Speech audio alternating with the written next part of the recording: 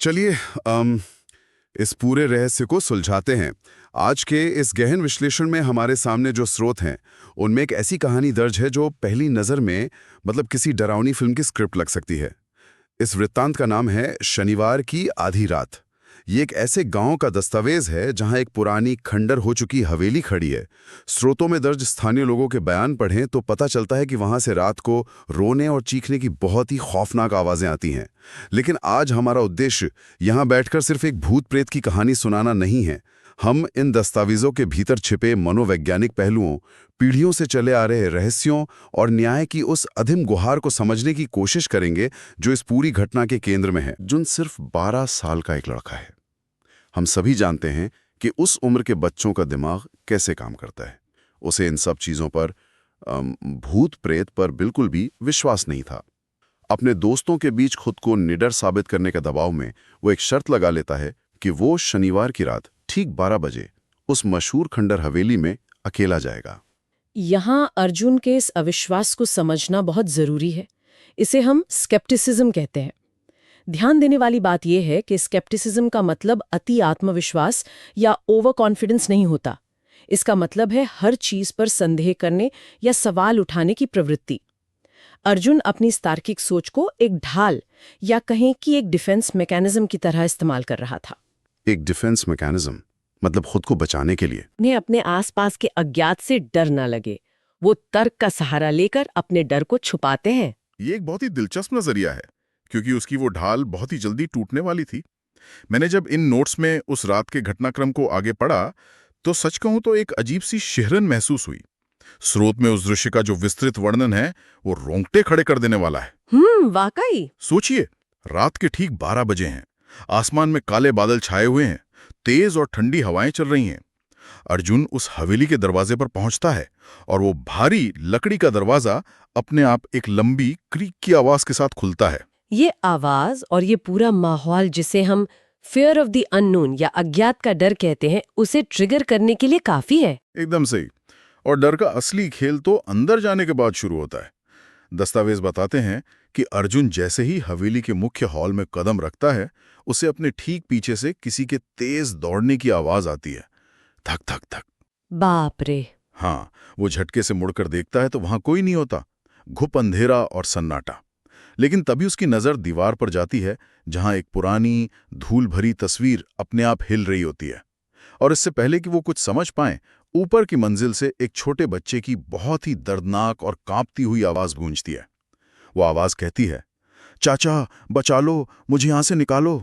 देखिए, जब कोई इंसान, खासकर एक बच्चा, ऐसी परिस्थिति में फंसता है जो उसकी तार्किक समझ की सीमाओं को पूरी तरह से तोड़ देती है, तो उसका वो स्केप्टिसिज्म तुरंत ढह जाता है। तो उसका डिफेंस मैकेनिज्म फेल हो गया। बिल्कुल। अर्जुन का सामना अब एक ऐसे यथार्थ से हो रहा था जो उसके विज्ञान और तर्क की किताबों में नहीं था। ये स्थिति दर्शाती है कि हमारे आसपास ऐसी कई चीजें हो सकती हैं जो हमारी वर्तमान समझ से परे हैं। उन अनसुलझे रहस्यों को बिना पूरी तरह समझे सीधे चुनौती देना बहुत ही खतरनाक साबित हो सकता है। हम इन दस्तावेजों के जरिए किसी अंधविश्वास को बढ़ावा नहीं दे रहे, बल्कि इस डर के मनोवैज्ञानिक प्रभाव को एनालाइज कर रहे हैं। सही कहा। और ये चुनौती कितनी खतरनाक थी, ये अगले ही पन्ने पर स्पष्ट हो जाता है। अर्जुन उस आवाज का पीछा करते हुए सीढ़ियां चढ़कर ऊपर के कमरे में जाता है। वहां घने अंधेरे के बीच एक छोटा लड़का कोने में बैठा रो रहा है। अर्जुन जैसे ही उसकी मदद करने के लिए पास जाता है, स्रोत के अनुसार खौफ का असली चेहरा सामने आता है। वहां क्या होता है? जब वो लड़का पलटता है तो उसकी आंखें बिल्कुल सफेद हैं, उनमें कोई पुतली नहीं है। चेहरा बर्फ की तरह सफेद और निर्जीव है। लेकिन जो चीज सबसे ज्यादा खौफनाक है, वो बच्चा जमीन पर खड़ा नहीं है। उसके पैरों के नीचे जमीन ही नहीं है, वो हवा में तैर रहा है। ये दृश्य ये स्थापित करता है कि अर्जुन अब एक दर्शक नहीं रहा, वो शिकार बन चुका है। उसकी रियलिटी पूरी तरह बदल चुकी है। हाँ, क्योंकि अर्जुन वहां से भागने की कोशिश करता है, लेकिन कमरे का दरवाजा अपने आप जोर से बंद हो जाता है और वो हवा में तैरता हुआ सफेद आंखों वाला बच्चा एक खौफनाक मुस्कान के साथ कहता है, अब तुम भी यहीं रहोगे। दस्तावेजों में लिखा है कि अगली सुबह गांव वालों को हवेली के बाहर सिर्फ अर्जुन के जूते मिलते हैं। अर्जुन पूरी तरह से गायब हो चुका है। ये बहुत ही परेशान करने वाला हिस्सा है। और उस दिन के बाद से हर शनिवार की रात उस हवेली से दो आवाजें आने लगती हैं। एक पुरानी आवाज, वही चाचा बचा लो वाली, और एक नई अर्जुन की आवाज, कोई है, मुझे यहां से निकालो। इस पूरे घटनाक्रम में एक बहुत ही गहरा सामाजिक रूपक छिपा है। यहाँ पीड़ित खुद उस खौफनाक चक्र का हिस्सा बन गया है। अर्जुन, जो बाहर से एक अविश्वासी के रूप में गया था, अब उसी हवेली के इकोसिस्टम का हिस्सा है। ये हमें दिखाता है कि कैसे पुराने अनसुलझे मुद्दे या सामाजिक आघात, जब उन्हें लंबे समय तक नजरअंदाज किया जाता है, तो वो नए लोगों को, नई पीढ़ियों को अपने दलदल में खींच लेते हैं। एक अनसुलझा दर्द हमेशा नए शिकार ढूंढता है। मैं इस बात से पूरी तरह सहमत हूं, लेकिन मेरे मन में यह सवाल आ रहा था कि क्या इस चक्र को तोड़ने का कोई तरीका नहीं है? क्योंकि यहीं से हमारे स्रोत में कहानी का दूसरा चरण शुरू होता है, जहां अर्जुन के बड़े भाई विवेक का प्रवेश होता है। अर्जुन के गायब होने के ठीक 1 साल बाद, जब पूरा गांव दहशत के साए में जी रहा है, विवेक ये मानने को तैयार नहीं होता कि उसका भाई हमेशा के लिए खो गया है। तो वो क्या कदम उठाता है? वो तय करता है कि वो उसी शनिवार की रात को हवेली जाएगा। मुझे नोट्स में विवेक की तैयारी का तरीका सबसे ज्यादा प्रासंगिक और दिलचस्प लगा। वो अपने साथ 2 चीजें लेकर जाता है, एक तेज रोशनी वाली टॉर्च और दूसरी हनुमान चालीसा की एक छोटी सी किताब। एक बहुत ही शानदार बिंदु है ये। विवेक का ये दृष्टिकोण अर्जुन से बिल्कुल विपरीत है। जहां अर्जुन ने अज्ञात का मजाक उड़ाया था और बिना तैयारी के गया था, वहीं विवेक पूरी मानसिक और वैचारिक तैयारी के साथ उस अज्ञात का सामना करने जा रहा है। तो क्या हम ये कह सकते हैं कि ये आस्था और आधुनिक तर्क का एक संतुलन है? जैसे टॉर्च अंधेरे को चीरने के लिए, जो तर्क, विज्ञान और भौतिक दुनिया पर नियंत्रण का प्रतीक है, और दूसरी तरफ हनुमान चालीसा आंतरिक डर से लड़ने के लिए, जो आस्था और आध्यात्मिक शक्ति का प्रतीक है। एकदम सही विश्लेषण है ये।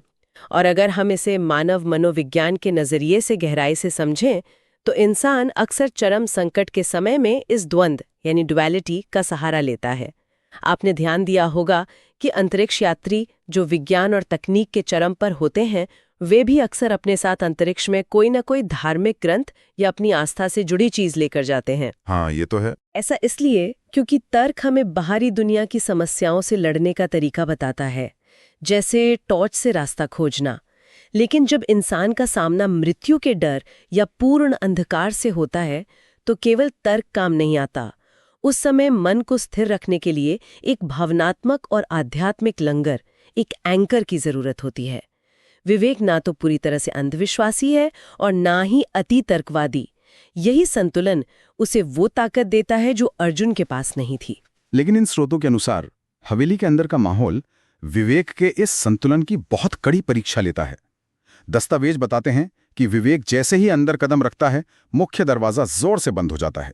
अचानक हवेली के अंदर की हवा बर्फ जैसी ठंडी हो जाती है, इतनी ठंडी कि विवेक की सांसें धुआं बन जाती हैं। ये फिजिकल मैनिफेस्टेशंस डर को और बढ़ा देते हैं। हाँ, और टॉर्च की रोशनी में वो देखता है कि सामने की दीवार पर ताजे खून से कुछ शब्द उभर रहे हैं। वहां लिखा था, एक और तभी ऊपर की मंजिल से आवाज आती है, लेकिन इस बार उसमें अर्जुन की चीख भी शामिल है। अर्जुन कह रहा था, भैया मत आना, भाग जाओ। यहाँ विवेक का संयम देखने लायक है। वो डरता जरूर है, लेकिन अर्जुन की तरह पैनिक नहीं करता। वो अपनी तैयारी पर टिका रहता है। बिल्कुल। वो हिम्मत करके सीढ़ियां चढ़ता है। वो कमरा खाली है, लेकिन कमरे के फर्श पर उसे एक पुरानी चमड़े की डायरी मिलती है। जब मैंने इस डायरी के पन्नों का विवरण पढ़ा, तो हकीकत में विचलित करने वाली बातें सामने आईं।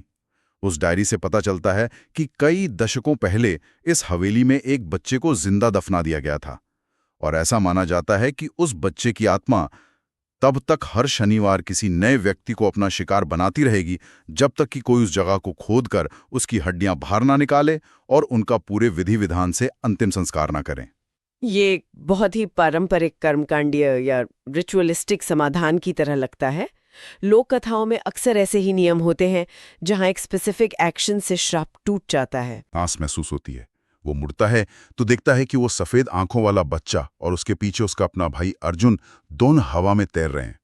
दोनों एक साथ एक अजीब सी दोहरी आवाज में कहते हैं, हम अकेले नहीं रहना चाहते। एक बेहद तनावपूर्ण पल है ये। विवेक बिना समय गवाए हनुमान चालीसा का पाठ करते हुए फर्श के उस हिस्से को खोदना शुरू करता है जिसका जिक्र डायरी में था। काफी मशक्कत के बाद उसे छोटी छोटी हड्डियां मिलती हैं। वो उन्हें बाहर निकालता है, जोर से राम नाम का उच्चारण करता है और अचानक एक जोरदार धमाके के साथ हवेली का वो हिस्सा भरभरा कर गिर जाता है। फिर सब शांत हो जाता है। अगली सुबह गांव वाले विवेक और अर्जुन दोनों को हवेली के बाहर बेसूद लेकिन जिंदा पाते हैं। अब देखिए, अगर हम किसी सामान्य कहानी का विश्लेषण कर रहे होते तो ये उसका एक आदर्श अंत माना जाता। नायक ने समस्या का कारण ढूंढा, एक कर्मकांड पूरा किया और अपने भाई को बचा लिया।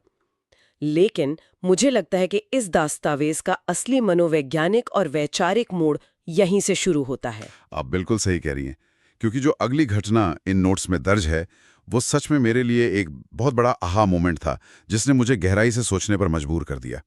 जब सुबह अर्जुन को होश आता है तो पूरा गांव और विवेक राहत की सांस लेते हैं कि चलो सब ठीक हो गया।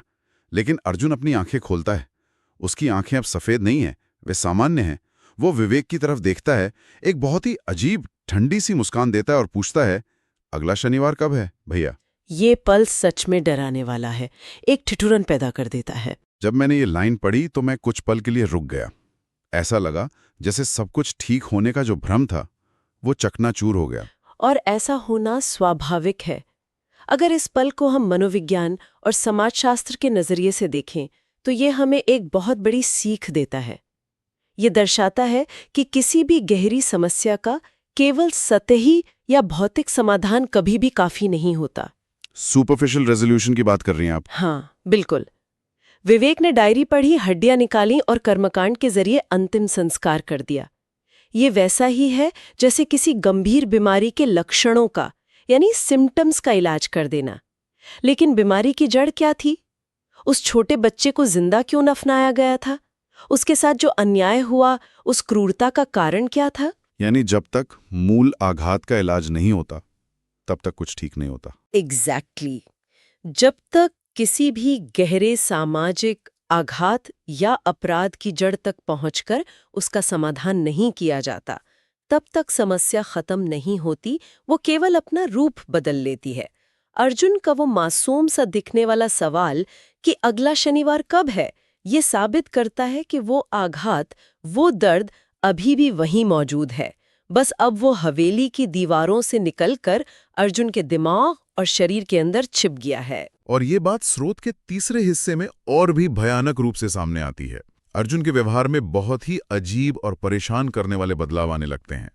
नोट्स में लिखा है कि वो अब रातों को सोता नहीं है, वो बस अंधेरे में बैठकर दीवार को घूरता रहता है। जैसे ही शनिवार का दिन आता है वो पूरी तरह से मौन हो जाता है। और सबसे खौफनाक विवरण जो मुझे इसमें मिला, गांव वालों ने नोटिस किया कि कभी-कभी, खासकर शाम के वक्त, अर्जुन की परछाई उसके शरीर के हिलने से अलग तरीके से हिलती थी, जैसे परछाई का अपना कोई अलग वजूद हो। ये क्लासिक लक्षण है जहां पीड़ित के अंदर का दबा हुआ आघात एक अलग व्यक्तित्व या स्प्लिट पर्सनालिटी का रूप लेने लगता है।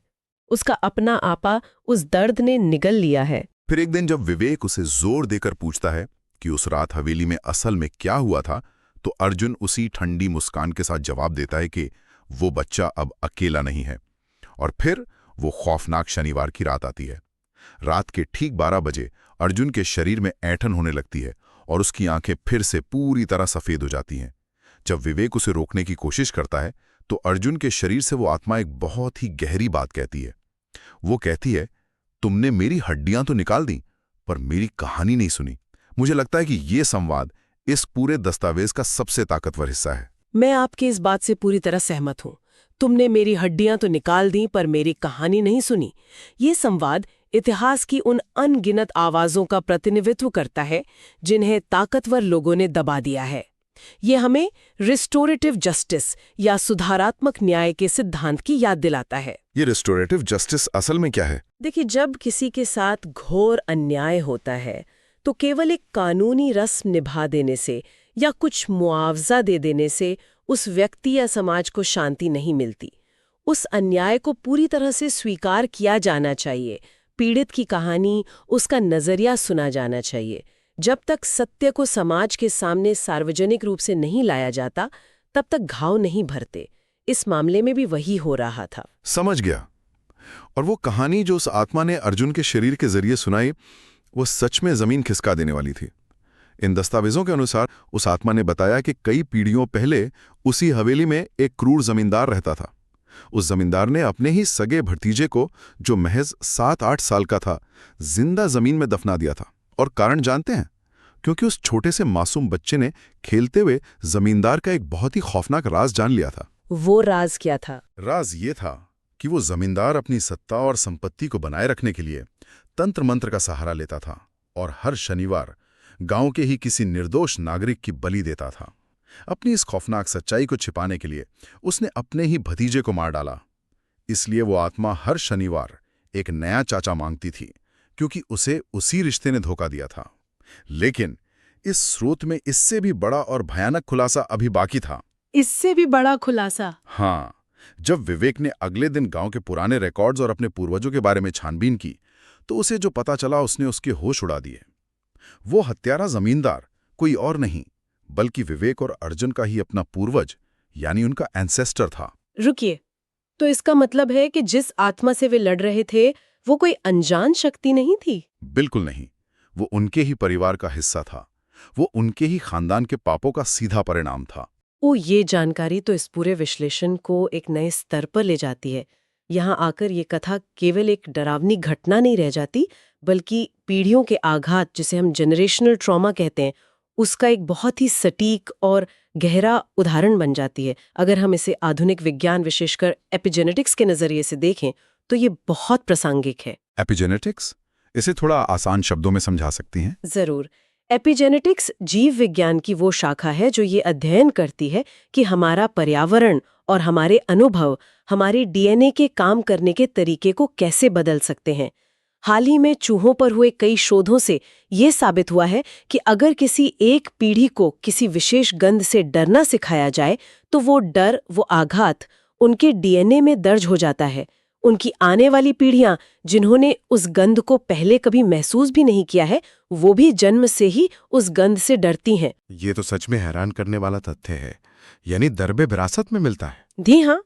तो जब हम जेनरेशनल ट्रॉमा की बात करते हैं तो ये सिर्फ एक दार्शनिक विचार नहीं है, ये जीव विज्ञान है। जो सवाल अक्सर उठता है कि क्या पूर्वजों के पापों या उनके आघातों की सजा आने वाली पीढ़ियों को भुगतनी चाहिए? अब देखिए, विवेक और अर्जुन ने तो कोई अपराध नहीं किया था, फिर वे इस श्राप का शिकार क्यों हुए?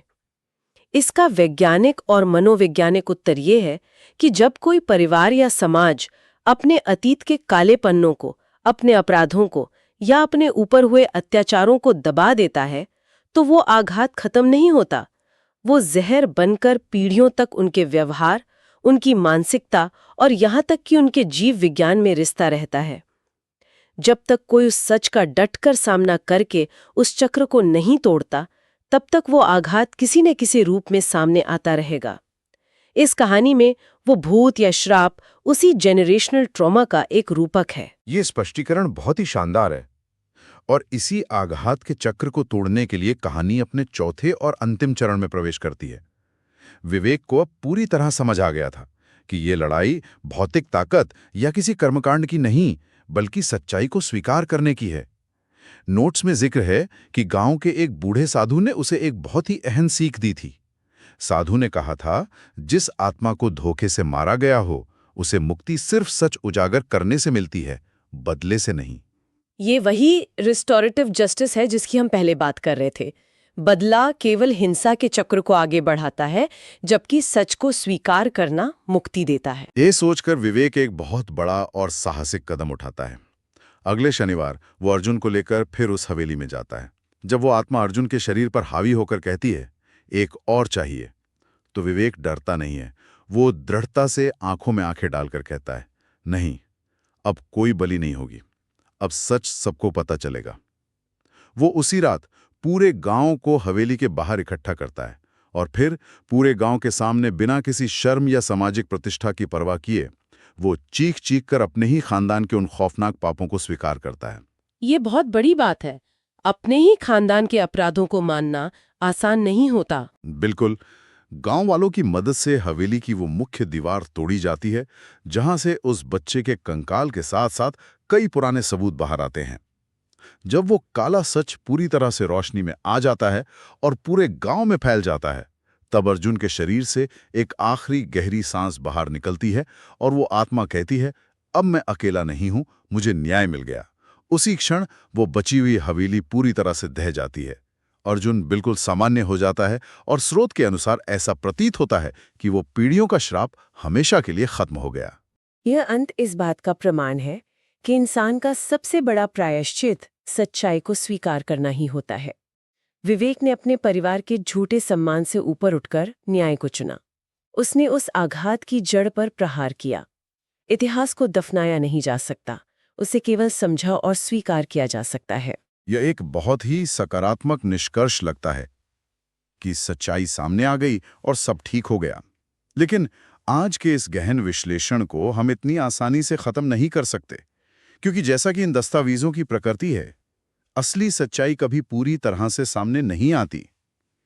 सब कुछ ठीक होने के कई महीनों बाद जब गांव में फिर से शांति लौट आई है, इस स्रोत में एक आखिरी और सबसे रोंगटे खड़े कर देने वाला विवरण दर्ज है। ऐसा क्या लिखा है अंत में? पुरानी हवेली के मलबे को पूरी तरह हटा दिया गया था। गांव के विकास के लिए उसी जमीन पर एक नई इमारत बननी शुरू होती है। मजदूर नींव खोद रहे होते हैं और तभी जमीन के कई फीट नीचे से उन्हें फिर से कुछ छोटी छोटी हड्डियां मिलती हैं। लेकिन इस बार वो हड्डियां किसी एक बच्चे की नहीं थी। ये तो बहुत ही विचालित करने वाला है। हाँ, और उस रात उस नई नींव की जगह से अंधेरे में फिर से वही कांपती हुई आवाज आती है, चाचा बचा लो। और सबसे खौफनाक बात, जिस दिन ये घटना दर्ज की गई उस दिन कैलेंडर पर शनिवार का ही दिन था। ये अंत हमें बहुत गहराई से सोचने पर मजबूर करता है। नई इमारत का बनना हमारी भौतिक प्रगति और आधुनिकता का प्रतीक है। हम अक्सर ये भ्रम पा लेते हैं कि नए निर्माण करने से, नई तकनीक लाने से या पुरानी जगहों को कंक्रीट से ढक देने से अतीत मिट जाएगा। लेकिन जमीन के नीचे दबे हुए सच नई इमारतों के बोझ तले नहीं मरते। जब तक समाज के सबसे गहरे और काले सच पूरी तरह से सुलझाए नहीं जाते, उनकी जड़ें एक एक करके नहीं खोदी जाती, वे हमारी नींव कमजोर करते रहेंगे और लौट कर आते रहेंगे।